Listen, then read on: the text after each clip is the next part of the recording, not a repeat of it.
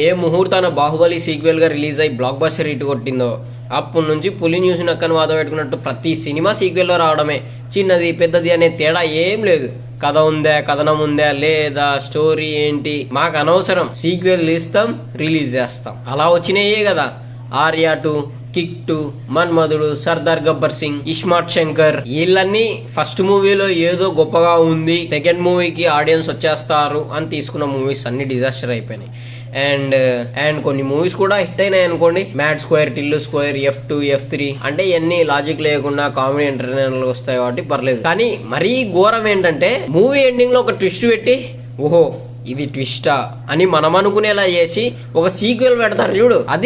అది irony of the moment in the movie. అంటే ఏం చెప్తామండి, ఎందుకంటే ఆడియన్స్ ఆల్రెడీ ఫస్ట్ మూవీ చూస్తారు, దాని మీద చాలా గుడ్ ఒపీనియన్ ఉంది.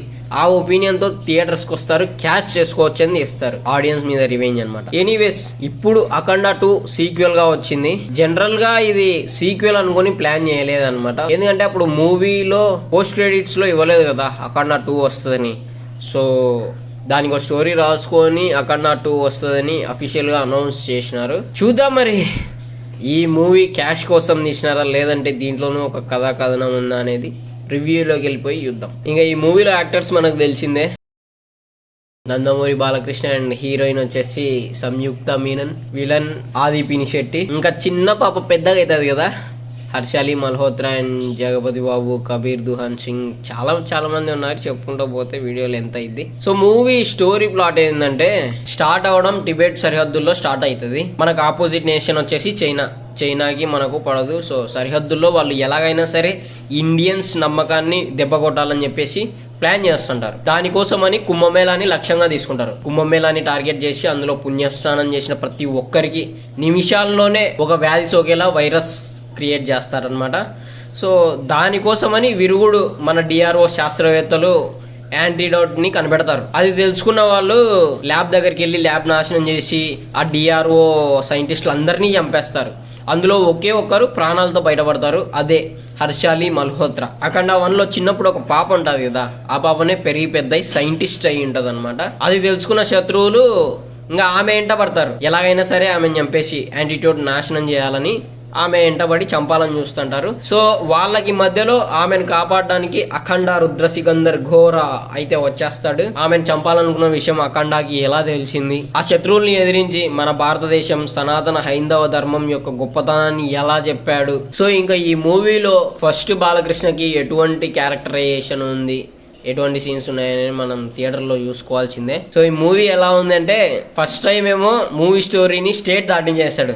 ఇప్పుడు ఏకంగా బార్డర్సే దాటించేస్తారు డైరెక్టర్ బోయపాటి శ్రీను గారు.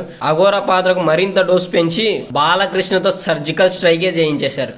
సనాతన ధర్మం, భారతీయులు, నమ్మకాలు, వేద జ్ఞానాల గొప్పతనాన్ని అఘోర పాత్రలో బాలకృష్ణతో చెప్పిస్తూ సినిమాని చాలా గొప్పగా నడిపించారు.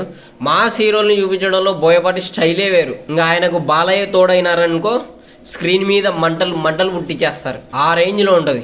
ఇంకా శివుడు పూనిన అఖండ పాత్ర కావడంతో బోయపాటి శ్రీను ఆయనలో ఉన్న మాస్ ఎలివేషన్స్ అన్ని మరింత పదునెక్కి ఓ రేంజ్ లో చూపిస్తారు. కానీ అక్కడ నటించేది బాలయ్య కాబట్టి ఎటువంటి ఎలివేషన్ చూపించినా సరే ఇదేమీ ఓవర్ అయినట్లేదు, నార్మలే అని మనకు అనిపిస్తుంది. ఒక పక్కనేమో యాక్షన్, మరోవైపేమో పదునైన సంభాషణలతో సినిమాని నడిపించిన తీరు మాత్రం మామూలుగా లేదు. ఇంకా బాలయ్య ఫ్యాన్స్ కి మాత్రం థియేటర్లలో ఒక పూనకాలు రప్పించే సీన్స్ ఉంటాయి. అంచనాలకైతే ఏ మాత్రం తీసుకోలేదు. మనం ఏ ఎక్స్పెక్టేషన్స్ తో వెళ్తామో అదే ఎక్స్పెక్టేషన్స్ సాటిస్ఫై అయ్యి తిరిగి బయటకు వచ్చేస్తాం. ఇంకా తాంత్రికుడు నేత్ర ఎపిసోడ్ స్టార్ట్ అయినప్పటి నుంచి హనుమాన్, శివుడు ఎపిసోడ్ తో తల్లి సెంటిమెంట్, దేశభక్తి, హైందవ ధర్మం నేపథ్యం వరకు దాదాపుగా ప్రతి సీను గూస్ బంప్స్ తెప్పించినట్లే అనిపిస్తాయి. ముఖ్యంగా మదర్ క్యారెక్టర్ దగ్గర సెంటిమెంట్ చాలా వర్కౌట్ అయింది. సర్జికల్ స్ట్రైక్ అంటూ సరిహద్దులో శత్రు సైన్యంతో తలపడే సన్నివేశాలు, వేదభూమి అయిన భారతదేశ గొప్పతనం గురించి చెప్పే సీన్స్ సినిమాకి మెయిన్ ప్లస్ పాయింట్స్. ఇంకా బాలకృష్ణ గారు మాత్రం మొత్తం మీద వన్ మ్యాన్ షో చేసినట్టుంటది ఈ మూవీలో.